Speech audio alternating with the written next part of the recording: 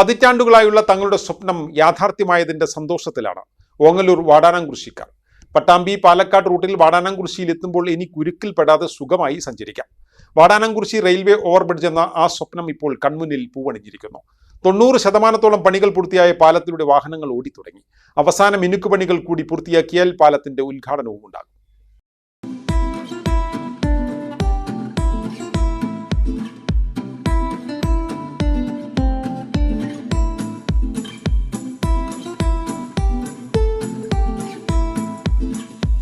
പതിറ്റാണ്ടുകളായി വാടാനാംകുറിശ്ശിക്കാർ പറഞ്ഞുകൊണ്ടിരുന്ന ആ സ്വപ്നം യാഥാർത്ഥ്യമായിരിക്കുന്നു. ഒരു ഗ്രാമത്തിൻ്റെ തീരാശാപമായ കുരുക്കിന് പരിഹാരമായി കഴിഞ്ഞു.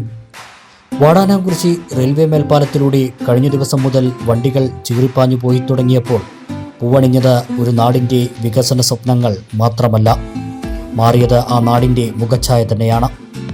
ഇതുവഴി സഞ്ചരിച്ചവർ ഒരിക്കലെങ്കിലും വാടാനാംകുറിശ്ശി റെയിൽവേ ഗേറ്റിൽ കുടുങ്ങാതിരിക്കില്ല. ചിലപ്പോഴൊക്കെ ആ കുരുക്ക് മണിക്കൂറുകൾ നീളും. ഗേറ്റടവിൽ കുടുങ്ങിയാൽ പിന്നെ ബസ്സുകാരുടെയൊക്കെ കാര്യം കഷ്ടമാണ്. പാലക്കാട്, ഗുരുവായൂർ, പെരിന്തൽമണ്ണ പ്രധാന പാതയായതുകൊണ്ട് തന്നെ വാഹനങ്ങളുടെ നിര കിലോമീറ്റർ നീളും. ഇത് സഹിക്കുകയല്ലാതെ മറ്റൊരു വഴിയും അവർക്ക് മുന്നിൽ ഉണ്ടായിരുന്നില്ല.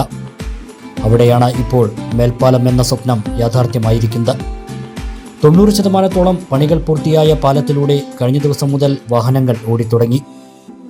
2021 ആരംഭിച്ച പ്രവൃത്തികൾ നിശ്ചയിച്ച സമയത്തിനകം പൂർത്തിയാക്കാൻ കഴിഞ്ഞില്ലെങ്കിലും ഇന്ന് ഈ പാലത്തിലൂടെ വാഹനങ്ങൾ പോകുന്നത് കാണുമ്പോൾ അതിരില്ലാത്ത സന്തോഷം തന്നെയാണ് ഈ നാട്ടുകാർക്ക്.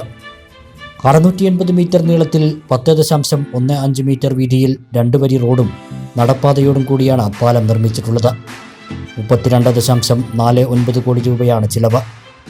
ഇനി നടവഴിയിൽ ഇന്റർലോക്ക് പതിക്കുന്നതും ചില ഭാഗത്ത് കൈവരികളുടേതും ഉൾപ്പെടെയുള്ള പണികൾ മാത്രമാണ് ബാക്കിയുള്ളത്.